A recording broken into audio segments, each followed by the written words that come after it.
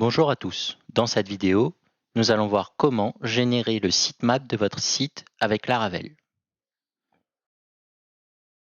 Si vous souhaitez aider les moteurs de recherche à découvrir et à indexer facilement votre contenu, il est fortement conseillé d'avoir recours à un fichier XML appelé sitemap, qui aura pour rôle de répertorier toutes les pages importantes de votre site internet.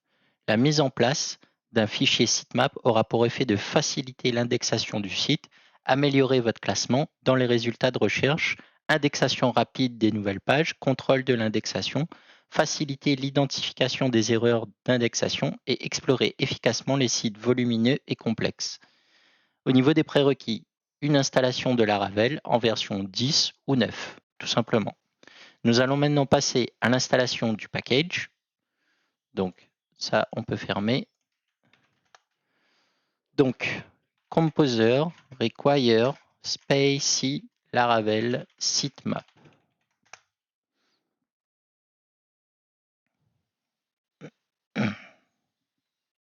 On patiente, on laisse l'installation se faire tranquillement.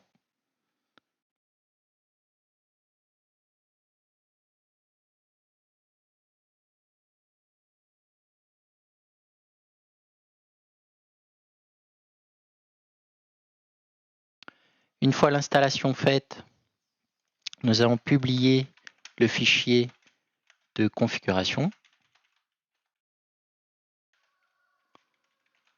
Provider space sitemap service provider égale sitemap config. Voilà. Donc là, nous allons quand même juste voir le fichier de config pour que vous puissiez voir. Donc c'est sitemap.php.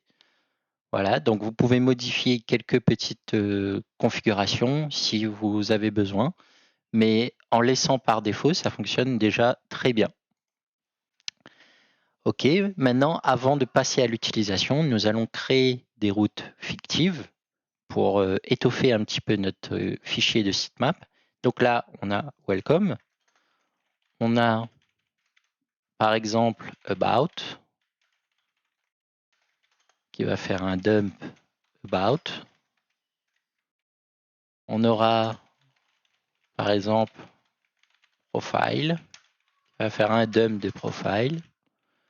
Bon, c'est des exemples bidons, mais c'est juste pour créer quelques routes pour que vous puissiez voir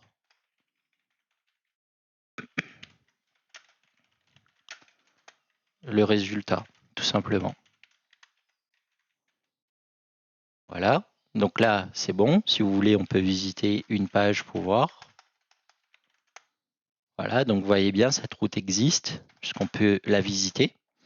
Donc là, maintenant, nous allons générer le sitemap de manière automatique dans le fichier route web. Donc pour cela, on va créer une nouvelle route qui s'appelle generate sitemap. Ou sinon, on peut faire tout simplement, non oui, generate sitemap. Vous pouvez l'appeler comme vous voulez, mais là, c'est vraiment pour l'exemple. On va aussi importer sitemap. Voilà. Et maintenant, nous allons générer le sitemap grâce à la fonction sitemap generator create.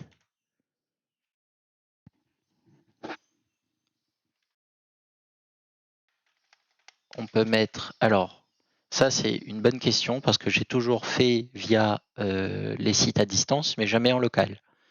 Du coup, on va tester, je vais tester la vraie adresse, lara-sitemap.test qui est en local. On fait write to file. Donc là, on lui dit d'écrire le fichier dans le dossier public et il va s'appeler sitemap.xml. Voilà. Et on fait dump sitemap generated. Voilà, je vais juste copier ça pour pas perdre de temps. On enregistre et on visite la page. Donc là, j'ai pas eu d'erreur. on va dans Public et on va voir le fichier sitemap.xml. Donc là, on a un petit problème parce qu'il n'a pas su visiter la bonne URL. Donc, je vais essayer juste de faire comme ça et on va voir ce que ça donne. Donc, je vais supprimer ce fichier. Hop. Donc là, c'est pas bon. Ça me semble bizarre quand même. Et si je fais ça, http localhost, voilà, et je fais lara sitemap. Ça m'étonnerait que ça fonctionne, mais on va quand même essayer pour voir.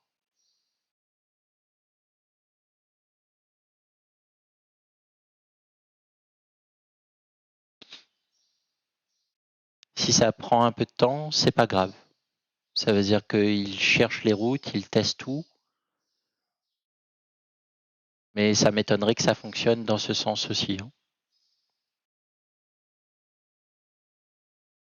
Ok, donc là on visite. Donc, on va faire comme si que ça fonctionne pour l'exemple en local. Mais en gros là, il a visité le dossier et il a répertorié l'ensemble des dossiers, fichiers qui sont à l'intérieur. Et vous avez vu, il y en a beaucoup, donc c'est un bel exemple. Et il a quand même fait assez rapidement, en prenant en compte tout, et ça aide vraiment les moteurs de recherche à bien parcourir votre application. Maintenant, vu que j'aime quand même pas cet exemple un peu bidon et qui correspond pas trop à la réalité, je préfère supprimer et je vais lui demander de visiter un de mes sites en ligne, tout simplement. Donc c'est captedtheme.com et je relance pour qu'il puisse faire le travail. Voilà. Et là, on a quelque chose d'un peu plus concret avec moins de choses, mais au moins on a des résultats. Donc là, il a bien pris en compte quelques URL qui existent et c'est bien le nombre total qui existe d'URL. Il n'y en a pas plus pour le moment. Donc, ce qui va intéresser les moteurs de recherche, c'est via la Google Search Console, vous pouvez spécifier cette adresse et généralement, ça sera accessible de cette manière. Voilà. Donc, c'est cette adresse que vous allez mettre dans la Google Search Console afin d'aider le moteur de recherche à mieux répertorier et référencer votre application ou votre site.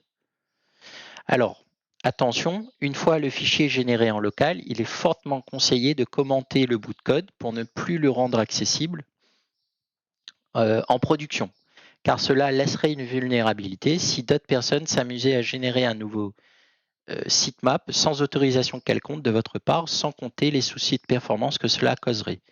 Il est préférable de coupler la génération de sitemap avec une tâche cron, mais ce n'est pas l'objet de ce tutoriel. Sachez que vous pouvez aussi générer manuellement le sitemap en spécifiant des URL précis, etc. Cette méthode de génération est utile si votre architecture se complexifie dans le temps. Je vous laisse donc découvrir en profondeur les possibilités du package. En visitant le repository, vous trouverez l'adresse sur l'article qui correspond à ce package sur le site de Captain Package. On remercie Specie pour ce package et moi je vous remercie pour votre attention et je vous dis à bientôt dans la prochaine vidéo.